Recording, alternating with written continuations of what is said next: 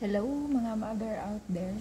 Okay, tan-awon ninyo mauni ang ato ang Early Language Literacy and Numeracy Assessment.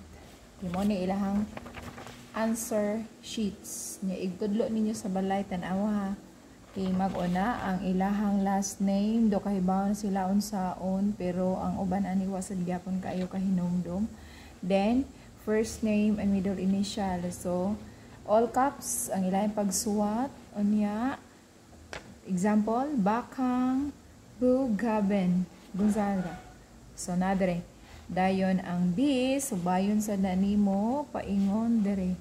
So mo ni siya letter B, so i-shade nimo ang letter B.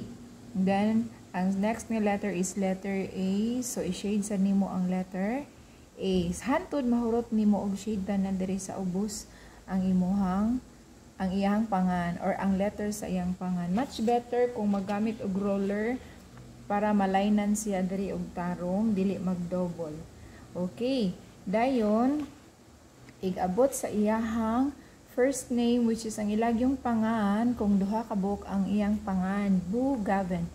Okay, leave blank, usa ka blank ang imong i-leave. Unya dayon same sa gibuhat nimo sa last name, imuha pong i-shade diri paingon sa ubos. Okay, going to middle initial, ari sa first line, first box, dayon i-shade na pud nimo paingon diri sa ubos. Okay, done na ta diha, lahos na ta diri sa birthday. Okay, guide inyo mga anak unsa nga month. Okay, si Gavin kay May, so May ang iyang gi-shadean.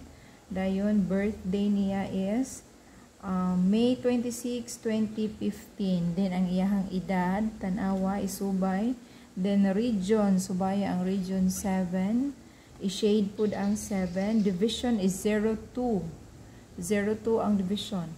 And then school ID, ari sa grade 3, school ID of Primo is 11/90/95. So i-shade na pud nimo 1 1 laos diri sa ubos hantod mahurot ang 11/90/95.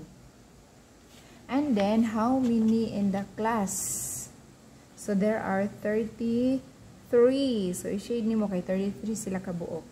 And then final grades na sila'y kopya na sa ilang notebook akong gihatag nila. Example, si Gavin is 83. English final third quarter nga exam.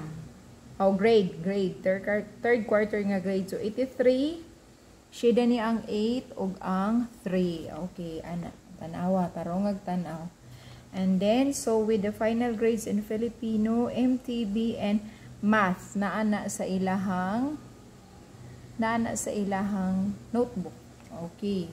Then, ari diri sa, do you belong to any of the following classes? Special science, special education. So, wala ta ni, leave lang ta din dapita, ayaw ni ninyo pa shady din. Okay, move to diri sa school type. Arita diri basahan ninyo na ay nakabutang non-central elementary school. Mo ay shady. O wala shady ni Gavin ang iya ha. Please guide mga mama. Ari sa non-central. And then if is your family a recipient of Pantawid Pamilya?